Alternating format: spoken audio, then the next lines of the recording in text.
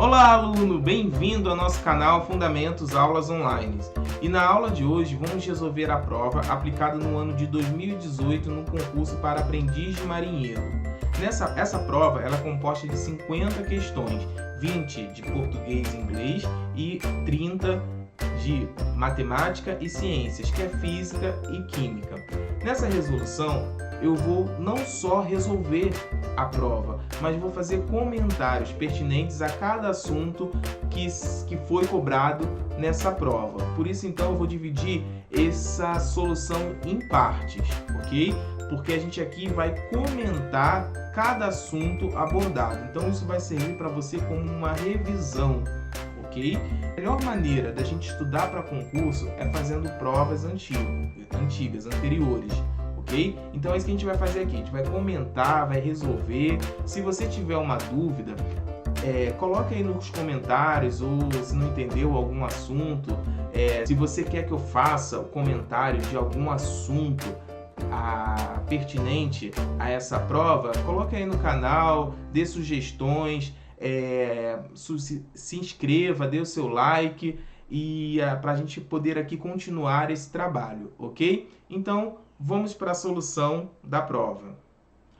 Resolução da prova de matemática e ciências. Nós vamos se basear aqui na prova amarela, aplicada no ano de 2018. Questão 21. A partir de um dos vértices de um polígono convexo, podem-se traçar tantas diagonais quantas são o total de diagonais de um pentágono. É correto afirmar que esse polígono é 1? Pois então, aqui nós temos uma questão de polígonos, mais especificamente cálculo de diagonais de um polígono. O que é uma diagonal de um polígono? É o segmento de reta que liga o vértice até o outro vértice sem ser vértices consecutivos, ok? Para ilustrar isso, vou aqui fazer um pequeno desenho. Imagina aqui que você tenha um polígono. Não vou definir o número de lados desse polígono. Uma diagonal seria esse segmento aqui, ó. Temos aqui um vértice, certo? Esse segmento de reta que liga o vértice até o outro vértice, sem ser o vértice consecutivo, né? O vértice consecutivo, se aqui é A, B seria o vértice consecutivo. Se eu ligasse A a B, não seria diagonal, seria lado, ok? Então, a diagonal ela tem que ligar o vértice até um outro vértice, sem que esse outro vértice seja consecutivo. Aí você vai ter a diagonal, ok? Tudo bem? Esse é um conceito bem importante para a gente poder entender essa questão. Pois bem, então, qual é a fórmula que define a diagonal de um polígono? Nós temos essa fórmula aqui, ó, dn é igual a n vezes n menos 3 dividido por 2, ok? Essa é a fórmula que define o número de diagonais de um polígono. Aí ele diz assim, a partir de um dos vértices de um polígono convexo, pode-se traçar tantas diagonais quantas são o total de diagonais de um pentágono. Pergunta a você, quantas diagonais tem um pentágono? Basta eu aplicar essa fórmula. D5, porque se trata de um pentágono, é 5 menos 3 dividido por 2. Isso vai dar 5 vezes 2 dividido por 2. Corta aqui 2 com 2, dá 5. Ok? Então, o pentágono ele possui 5 diagonais. Ok? Daí ele diz o seguinte, a partir de um dos vértices de um polígono convexo, que é o polígono que ele quer saber, ele pergunta, podemos traçar tantas diagonais quanto as diagonais de um pentágono, que são 5. Pois então, aqui tem um detalhe muito importante. De cada vértice vai sair quantas diagonais? É a pergunta que eu faço a você. Olha só, olha para essa figura aqui, ó. Esse é o vértice A, esse é o vértice B, aqui é o vértice C, aqui, continuando aqui, daria o vértice D, certo? Digamos que aqui eu tenho aqui um outro vértice que eu vou chamar aqui de vértice Z, vértice Z. Perceba que o vértice A, ele só vai formar diagonal com aqueles vértices que não seja ele mesmo e nem os dois vizinhos, os dois consecutivos. Então, de cada vértice, se um polígono ele tem n vértices, consequentemente, ele tem n lados, então o número de vértices é igual ao número de lados, então, de um vértice só vai ser traçada n menos 3 diagonais. Diagonais. Ou seja, desse vértice aqui, só serão traçadas n menos 3 diagonais. Por que menos 3? Porque você tira o A, você tira o B e tira o Z. Você tira ele mesmo, o próprio vértice. Você tira o vértice, os dois vértices consecutivos. Ou seja, ele vai estar ligado a n menos 3 outros vértices, certo? Então, se ele possui, né, se a questão está dizendo então que a partir de um dos vértices de um polígono convexo pode-se traçar tantas diagonais quantas são o total de diagonais, então eu tenho que n menos 3 é igual a 5. Logo, n, o número de lados desse polígono, vai ser 8, certo? Trata-se então de um octógono. Ok? Ficou claro? Questão bem tranquila, se você entende essas definições, ok? A fórmula da diagonal, do cálculo da diagonal de um polígono, e se você entende que de cada vértice vão sair vão ser traçadas n menos 3 diagonais, ok? Próxima questão. Questão 22. Considere a função f de x igual a k vezes cosseno de x, onde k é uma constante real, diferente de zero, e x é o valor em graus. É correto afirmar que a razão f de 60 e f de 45 graus é igual a... Pois então, uma questão de função trigonométrica.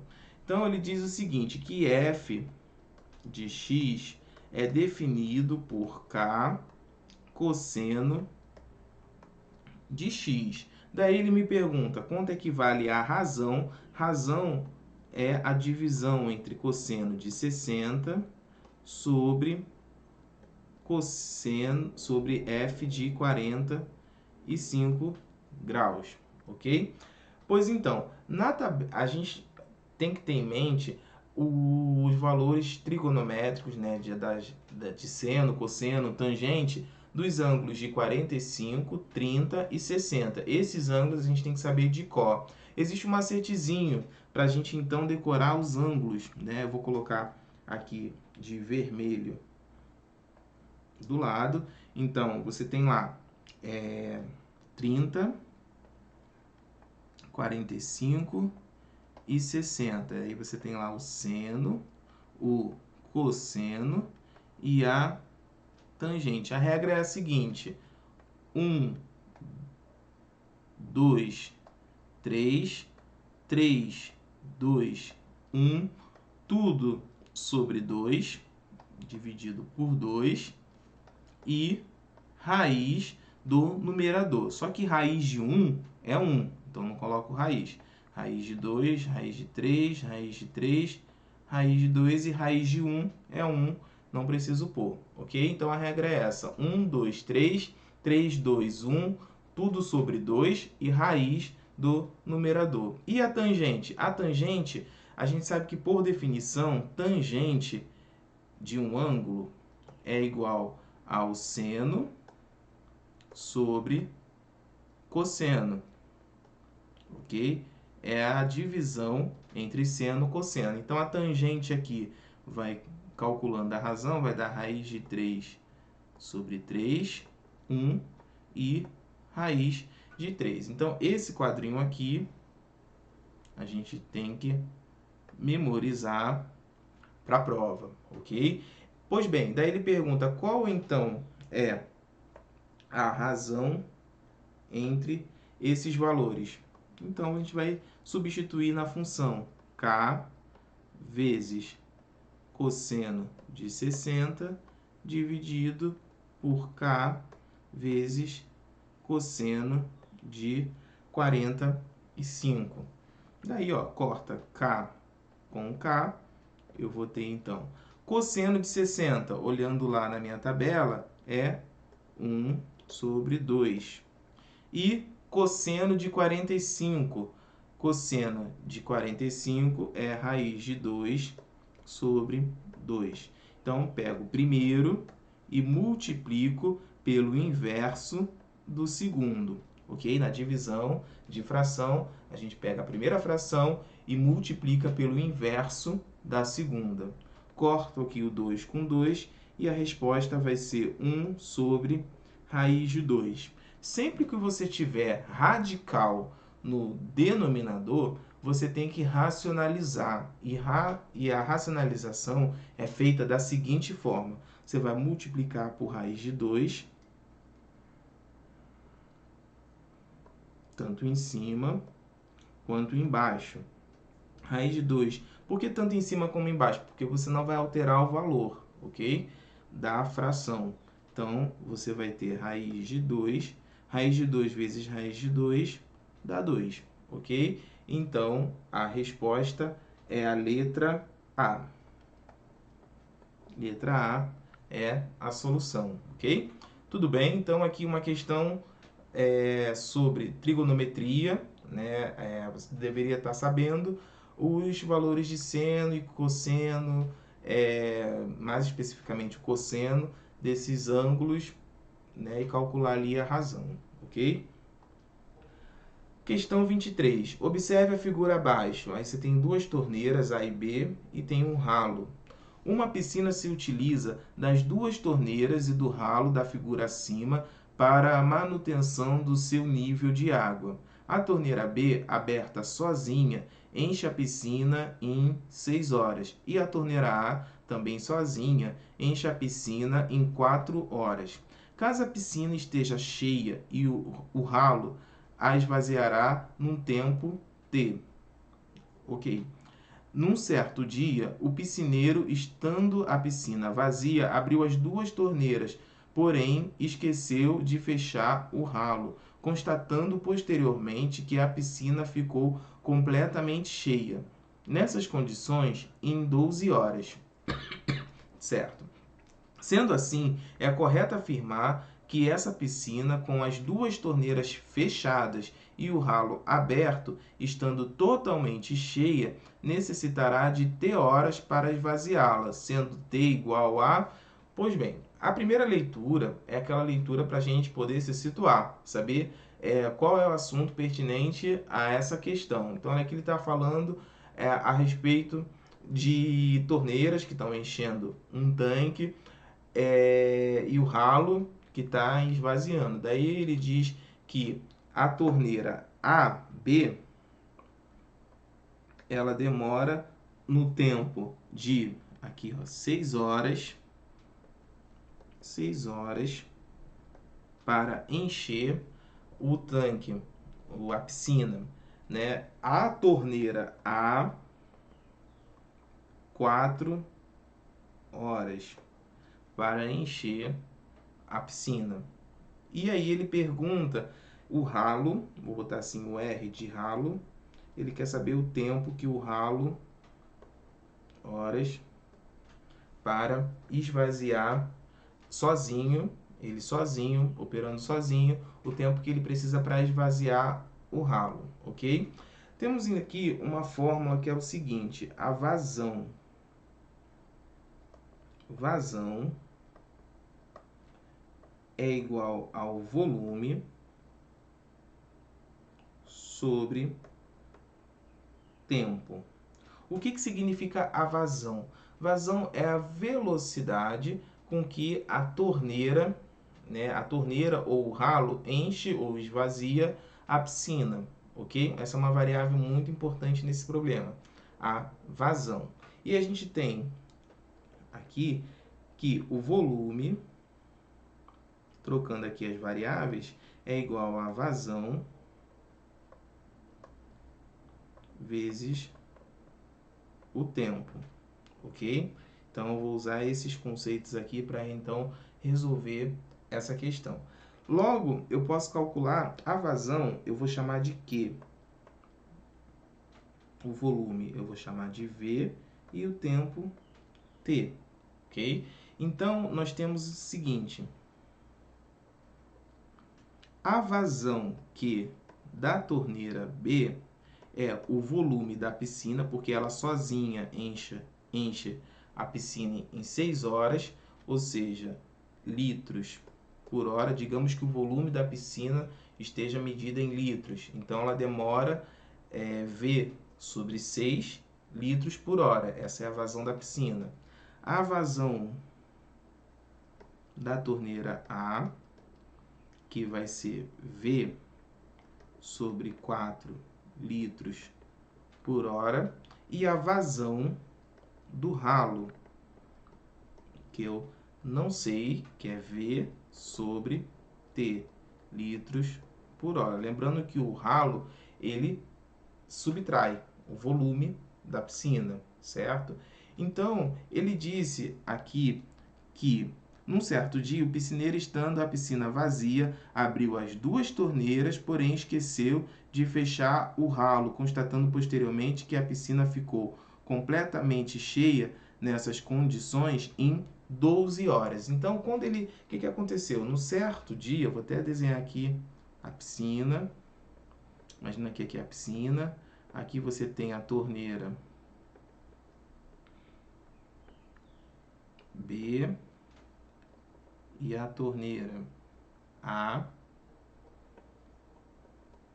E aqui você tem embaixo, digamos aqui, o ralo.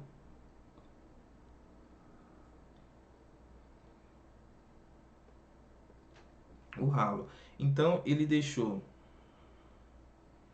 A piscina estava cheia, ele deixou a torneira e o ralo, a torneira aberta e o ralo aberto. Então, à medida que a torneira iria enchendo, o ralo ia esvaziando. Só que, provavelmente, se a piscina ficou cheia, né? A piscina estava vazia e ela ficou cheia, né? Isso que ele diz aqui, ó, num certo dia, um piscineiro estando a piscina vazia, a piscina ficou vazia, estava vazia e ficou cheia. Então, o volume de água de contribuição das torneiras foi maior do que a perda do ralo, até que se encheu a piscina. Só que esse processo demorou 12 horas. Então, o que a gente tem? Que o volume de contribuição da torneira B mais o volume de contribuição da torneira A menos o volume de contribuição do ralo vai ser igual ao volume da piscina, ok? Essa é a equação, porque a quantidade de água que entrou menos a quantidade de água que saiu vai dar o volume da piscina, ok?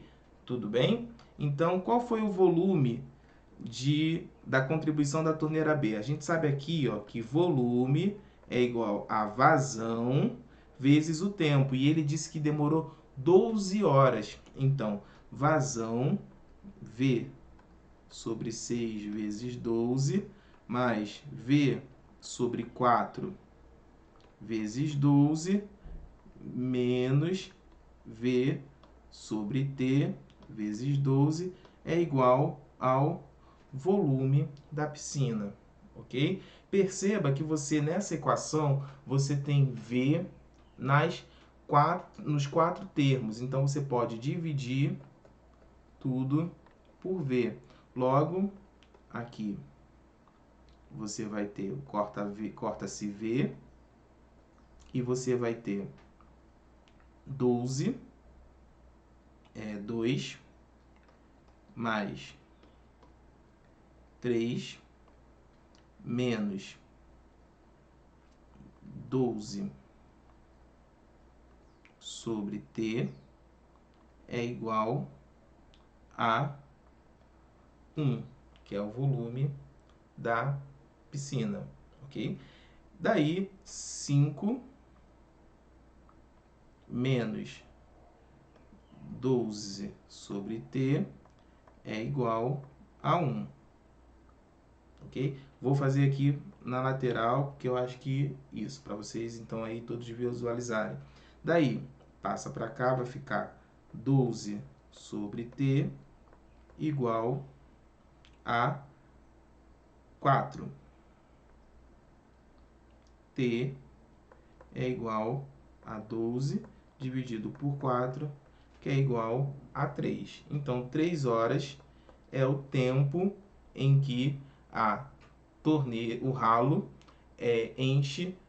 esvazia sozinho a piscina. Então, resposta letra A, ok? Olha, essa é uma questão bem complicada, bem mais, um tanto complexa, porque que envolve esses conceitos de vazão, né, essa parte toda aí, esse cálculo, né, o que entra menos o que sai é igual ao volume da piscina. Essa outra fórmula aí que é um tanto intuitiva, mas que faria toda a diferença na resolução desse exercício, ok?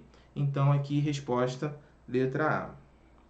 Vamos para a próxima questão, questão 24. É correto afirmar que o valor da soma das raízes reais da equação x4 igual a 7x2 mais 18 é um número?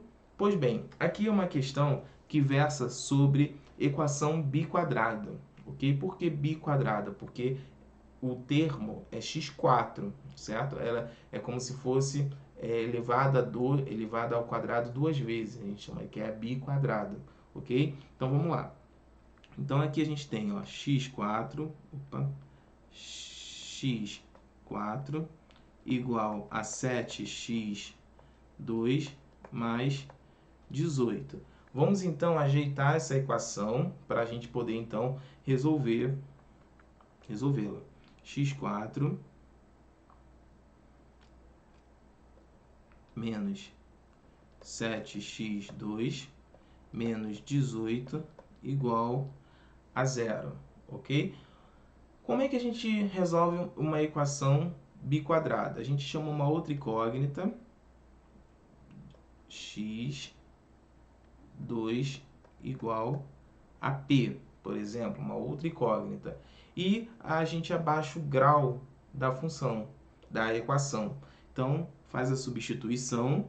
Então, vou ter aqui ó, p2 menos 7p menos 18 igual a 0. Eu substituí x2 igual a p e x4 vai ser igual a p2,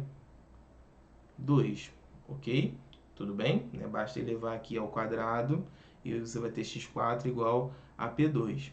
Daí, resolvendo p, eu posso resolver por Bhaskara ou por soma e produto. Numa outra resolução da prova de 2009, eu expliquei bem como faz a soma e produto. Você vai pensar dois números que multiplicados dão 18 e que somados ou subtraídos possam dar 7. Aí a gente tem a opção 9 e 2. 9 vezes 2, 18, e 9 menos 2 dá 7.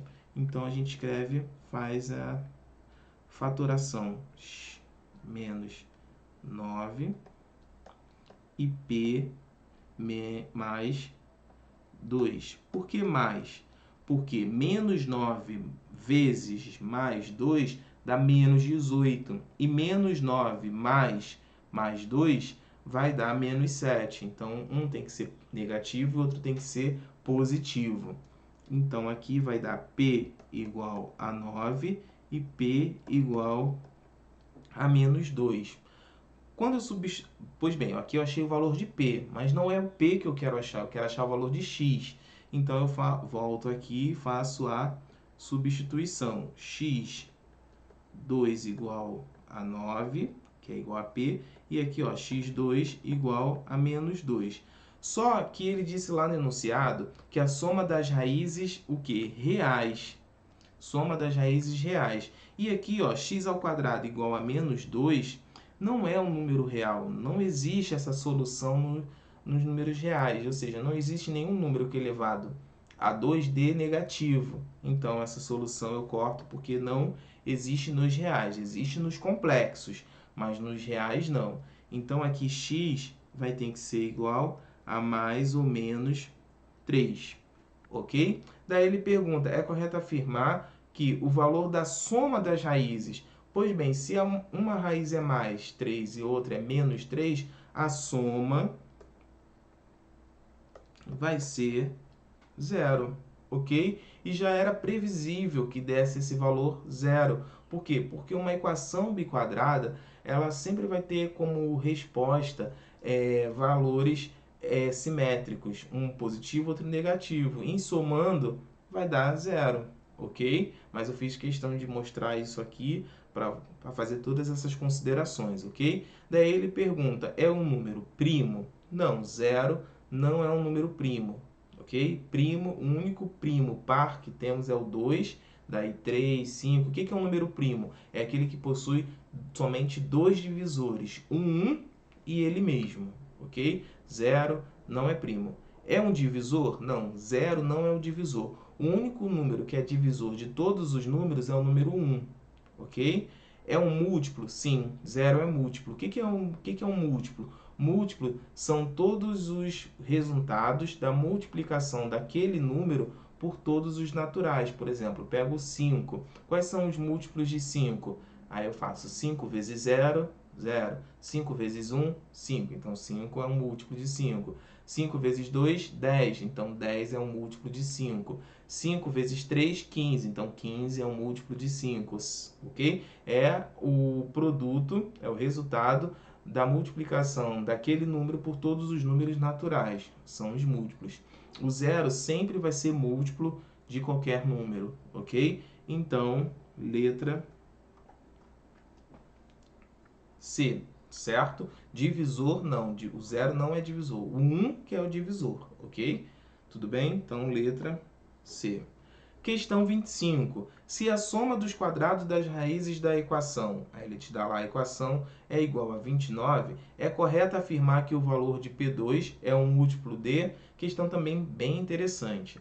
Então, ele diz lá que x2 mais px mais 10 igual a 0. Ele diz o seguinte, que se a soma dos quadrados, o que é a soma dos quadrados? Imagina que as raízes são R1 e R2. São, então, raízes, certo? Se a soma dos quadrados das raízes, o que é a soma dos quadrados? R1 ao quadrado mais R2 ao quadrado, isso é igual a 29. Daí ele quer saber o valor de P ao quadrado, certo? Aqui é uma questão em que a gente vai trabalhar com o conceito de soma e produto das raízes. Nós sabemos que a soma das raízes, R1 mais R2, é dada pela fórmula menos B sobre A. Na função, na equação do segundo grau, é o valor de menos B sobre A. Nesse caso aqui, menos P, né? Lembrando que aqui o A é igual a 1, o B é igual a P e o C é igual a 10, ok? Nessa equação aqui do segundo grau, ok? Então, P sobre 1, ou seja, menos P. E o produto, R1 vezes R2, é igual a C sobre A, que dá 10.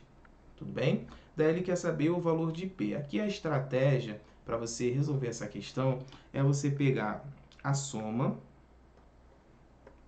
e elevar ao quadrado. Então, quando a gente pega a soma aqui, R1 mais R2, e eleva ao quadrado, nós chegamos à seguinte expressão, R1, quadrado do primeiro, mais 2 vezes o primeiro vezes o segundo, mais o quadrado do segundo, ok? R1 mais R2, nós sabemos que é menos P ao quadrado, menos P aqui, né, e ao quadrado ali, é igual, esse R1 mais R2 ao quadrado, R1 ao quadrado mais R2 ao quadrado, nós já vimos aqui no enunciado que é 29. Então, eu vou ter 29, 29 mais 2 vezes R1 vezes R2. R1 vezes R2 dá 10. Então, P ao quadrado vai dar 49. 49. Então, P ao quadrado é igual a 49. Isso é um múltiplo de 7. 49 é 7 vezes 7. Então, é um múltiplo de 7. Ok? Ok? Ficou claro? Tranquilo, né? Então, vamos para a próxima questão. Uma questão aí de geometria plana. Diz o seguinte, na figura acima, ele disse que AB, vou fazer marcações aqui, AB é igual a AC, ok? É igual a C. Logo, esse ângulo aqui, nós temos um triângulo isósceles, tudo bem? Uma dica que eu dou em geometria, muitos alunos têm dificuldade em geometria, mas você tem que pegar aqueles conceitos que você já sabe, de triângulo equilátero, de retângulo, de triângulo isósceles, de saber quando os ângulos são iguais, e conforme você vai lendo a questão, você já vai anotando esses conceitos, que isso com certeza vai te ajudar, provavelmente vai te ajudar a resolver a questão. Na aula da prova de 2019, eu falei isso. Quando muitos alunos têm essa dificuldade, por exemplo, na hora de aplicar, quando é que eu vou aplicar semelhança? Quando é que eu vou aplicar congruência? Normalmente, a questão já vai te direcionando a isso. Quando ela disser que o lado é igual ao outro lado, o ângulo é igual ao outro ângulo, você já vai tentando buscar alguma similaridade, de forma a encontrar ali triângulos que sejam semelhantes. Você entendido? Então, vai muito disso. Por isso que a prática é muito bacana, você fazer bastante exercício, porque você já vai ficando treinado em ver essas similaridades, ok? Nas questões. Então, aqui ele já disse que esse lado é igual a esse, logo concluo que esse triângulo maior aqui é um triângulo triângulo isósceles, tudo bem? Pois bem, ele diz também que BX é igual a BY. Opa, vou até botar de outra cor aqui para não confundir, para ficar bem destacado. Ele disse que BX é igual a BY. Opa, então ó, esse daqui é igual a esse. Logo, triângulo isósceles. Esse lado vai ser igual a esse daqui. Tudo bem? E ele disse que CZ é igual a CY. Vou até colocar de outra cor aqui. Que CZ é igual a CY. Então, esse daqui, 3 tracinhos, é igual a esse daqui. Né? Esse igual a esse. Pois bem, e daí ele me disse que A mede 40. Vou voltar aqui para tinta preta. Ele me disse que A mede 40. Aí a gente vai querer encontrar qual é o ângulo, esse ângulo aqui, alfa. Vou chamar de alfa. Poderia chamar de qualquer outra incógnita. Pois bem, se aqui é 40 e esse ângulo, né, maior aqui é igual a esse, a gente sabe que a soma dos ângulos de um triângulo é 180. Se aqui é 40 e esse ângulo C é igual ao ângulo B, então a gente faz lá a seguinte conta: 180 menos 40, 140. 140 dividido por 2, 70. Então, aqui, ó, vai medir 70 e 70. Tudo bem? 70 e 70. Para a soma no total dá 180, ok? Aqui no triângulo CYZ, se aqui mede 70 e esse ângulo aqui é igual a esse, a gente vai fazer o mesmo procedimento. 180 menos 70 dá 110. 110 dividido por 2, 55 e 55, porque são dois iguais, ok? E a soma de todos esses ângulos tem que dar 180. Da mesma forma, no ângulo BXY. Se aqui é 70, aqui também vai ser, então, 55, 55, ok? Esse ângulo aqui, ó, é um ângulo raso. Então, se aqui, raso é um ângulo de 180 graus. Então, se aqui é 55, 55, 110. Para chegar a 180, então, alfa é igual a 70. Então, resposta letra D. Tudo bem? Então, essa é a estratégia para a gente resolver questões desse tipo. Ele já foi dizendo ali que aquele lado daquele triângulo era igual ao outro lado. A gente identificou um triângulo isósceles. Fomos, então, fazendo aí a soma do triângulo igual a 180 graus.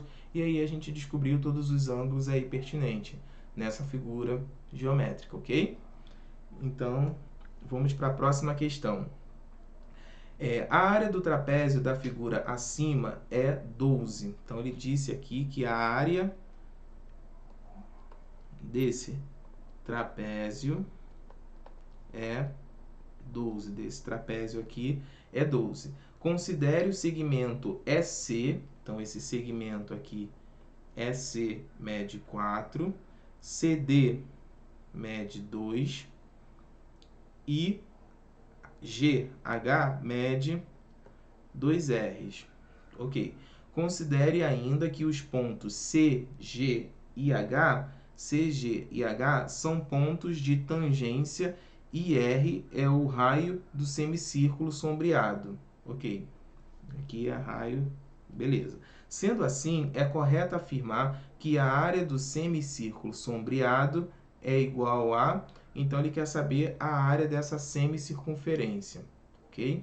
E, pois bem, tem uma propriedade que diz o seguinte. Ele diz que esses pontos aqui são pontos de tangência. Tangência, ou seja, aquele que cruza a circunferência, a reta que cruza a circunferência em um único ponto, ok? Pois bem, tem uma propriedade que é a seguinte: se a gente tem uma circunferência e um ponto externo, esses segmentos que tangencia aqui, que tangencia a circunferência, esses do tipo aqui P, A e B, se eles são aqui tangente, nós temos que AP vai ser igual a PB. Essa é uma propriedade muito importante, ok?